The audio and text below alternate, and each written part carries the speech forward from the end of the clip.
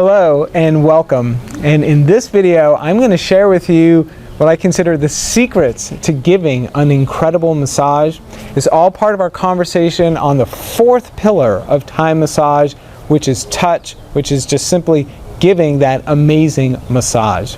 And if you're new to this, well, what we're doing here is our 30-day Thai massage challenge, where you are going from being a newbie to comfortable and confident in giving an incredible shoulder and neck massage. So yes, in the last video, we talked about the first three pillars of the massage, and if you haven't seen that yet, then I'm posting a link up above and down below so that you can check that out. Those first three pillars were all about you and how you take care of yourself so that you help to use your whole body and be in the best mental and physical space available when you give the massage. So that here, finally, with the fourth pillar, we're ready to touch and give a massage at an incredibly high level. So we do this by understanding that secret. And you know, that secret to giving an incredible massage, I have to say, it's not only the secret to giving an incredible massage, in my opinion, it is the secret to living your best life. And it's not just my opinion, because it's an amazing thing that's happened over the 20 years that I've been teaching Thai massage, and really since I came up with this one sentence, this one concept, this one idea for giving an incredible massage, is that as I've taught this to thousands of students around the world, and then I come back and I talk to these students and I check in with them and see how they're doing in their massage. You know, yes, they tell me the great stories of how they're helping people in the massage, but then they tell me actually just how incredible the massage helps them to live a better life. And the reason why is because of this secret. And it really can be boiled down to one sentence. All right, so it's super important, and I hope you're ready for it. I'm building it up because it is so cool. This one sentence to giving an incredible massage is: how slow can you go? How high can you fly? How slow can you go? How high can you fly? So what does it mean? What it means is that slowing down, easing in, being gradual and taking your time helps you to give and have the best results, to give the best massage. And really, as far as giving the massage is concerned, we can then define that and explain what that means. So what does it mean to be gradual? Well, one of the key ways is with pressure. So it is important, and we're going to talk about this in the next video, to understand what kind of pressure your partner likes in the massage. And then whatever kind of pressure it is, to start with much lighter pressure. Just do a much lighter version of it and then ease your way up from there. Secondly, is I have this concept which is more repetition is lighter, it's easier than a longer pause. So in the last video when we were doing the rocking, I asked you, as we were doing the side-to-side rocking, to lean to one side and pause for a couple seconds, and then gradually come out of that pause, go to the other side, and lean again to the other side for a couple of seconds. So, you know, again, a wonderful secret to giving amazing massage is working with pauses. That when you can apply pressure or put someone in a stretch and hold them for a certain amount of time, those pauses is when their body has that moment or two to actually feel what's going on and to unlock its like inner pharmacy of healing, of all the things that it knows how to do to help ease the pain and ease the problems that might be going on in the body. It's part of what we talked about in the first video about hacking, about really wanting to hack the nervous system and hack the body to help us let go of pain. It really is working with those pauses. But being gradual and smart about it is to know that when you pause for 1 or 2 seconds, that is just a much lighter way to do something than pausing for 5 seconds or 10 seconds or more. So again, I want you to be gradual with that, and it's all going to make sense once we learn the specific techniques, but it is very true that every time we massage someone or put someone in a stretch, it's really nice to find a comfortable amount of pressure to then pause and hold that pressure. And so we're going to just start with the lighter pauses first and then build up to the longer pauses and just customize it according to the needs of our partner. And at the same time that we are being gradual and easing in, we are going to also use what I call like really the flip side of this secret. And the flip side of the secret is communication. So as you are on the lighter side of your pressure, if you're not sure if something is feeling good for your partner, then it is to ask them and see how it feels for them. And it is to listen and become the best listener you can be, not only to what they tell you when you ask the questions, but just getting a sense and feeling their body, noticing their body. You know, we're all experts in nonverbal communication, whether we know it or not. When we're stopped at a red light, we can sense if someone's looking at us 3 cars away. You know, we are so dialed in. So really, that mindfulness that's at the core of this practice is helping us to notice these clues and notice these signs even more so. So yes, we want to be excellent listeners and excellent communicators.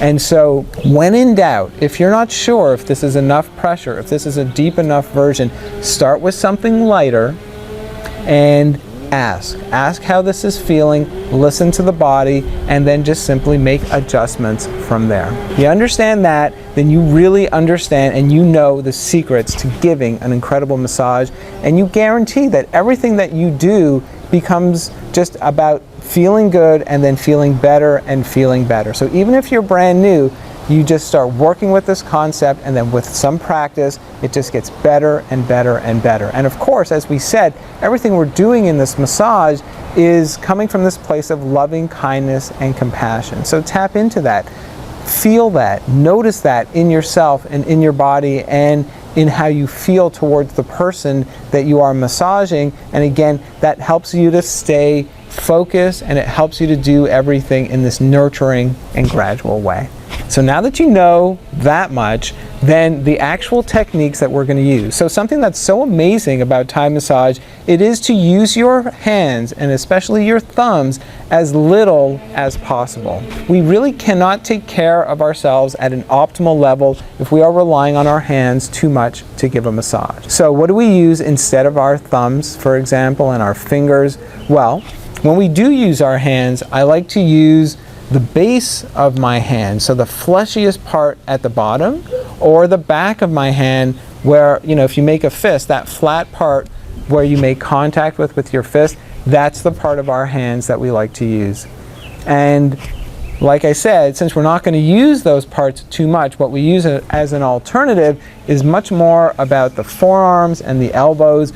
And you know, if you keep on learning, you're going to learn to use your knees and your feet. And actually in this challenge, I do have some footwork designed and planned for you as well. So you're going to learn some of these touch techniques specifically when you learn those techniques in the massage, when it's most relevant. But I want us to get a little bit of practice in right now.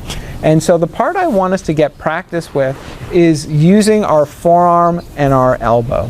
What I want you to do is notice your forearm. Notice that you have the part close to your wrist. You have this nice fleshy part in the middle, and then as you get close to your elbow, it becomes bonier until you get all the way to the point of your elbow. We never use the part close to the wrist. Wrists are sensitive, they can get injured, and we don't want to overdo anything there. The middle part of your forearm, where it's fleshy, that is a great place to start. It's softer, and we can also have really great impact and effects using that part of our forearm. And then from there, I like to always work my way up to use the side of my elbow. It certainly helps when you want to give more pressure or deeper pressure with what you're doing. But what it's also really good for is noticing and becoming more precise. And so often when we massage the shoulder area, there are tons of tiny little pain points and areas like that that need our attention. So getting into them with the side of your elbow, or even sometimes the point of your elbow, is going to help you to really sense and feel them and make it that much more effective. So for our first practice, I want you to practice doing this either on yourself or on a pillow. Now, if you're sitting like I am, cross-legged, then all you got to do is bring one leg up and put your forearm on your lap. If you're sitting in a chair as you're doing this, well then maybe grab a pillow and put it on your lap so that there's not that much space between your thigh and your forearm. Okay, so what you want to feel is that you just, remember our forward rock from the last one, that we're just literally tilting forward that tiny little bit so that our forearm makes contact with our thigh. Also, as you set up for this, keep your wrist relaxed. So your palm is going to be facing down and your wrist is relaxed, and then you're making contact with your center of your forearm on your thigh. So easing in with lighter pressure.